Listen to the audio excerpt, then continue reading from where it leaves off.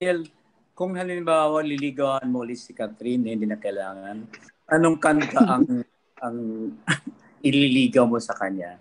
Kakantahin ko sa kanya.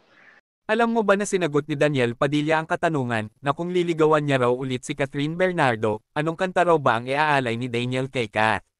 Sabay-sabay natin panoorin ang kabuuan ng naging sagot ni Daniel, ngunit bago ang lahat, mag-subscribe ka muna bilang pagsuporta, at huwag mag-skip ng video, tapusin dahil nasa dulo ang kapana-panabik na eksena ng topic natin ngayon.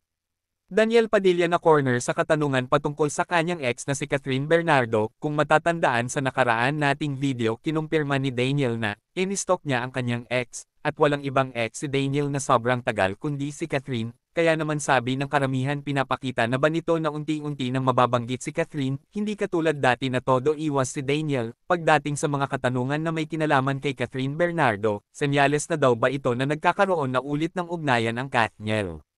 Dahil nito lamang nakaraan, hindi naiwasan ni Daniel ang isa sa mga pinaka-nag-viral na tanong kay Daniel. Tinanong siya kung liligawan daw ulit si Catherine, anong kanta raw ba ang ililigaw kay Catherine, at hindi naman nag-alinlangan na sagutin ito ni Daniel. Panoorin natin.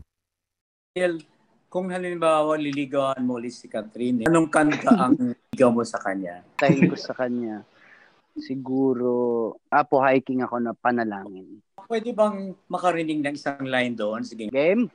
Game. Panalangin ko sa habang buhay, makapiling ka, makasama ka, yan ang panalangin ko. Nagustuhan mo ba? Anong masasabi mo tungkol dito? Magkomento lamang sa comment section at huwag kakalimutan na mag-subscribe para lagi kayong updated sa mga trend. Maraming salamat!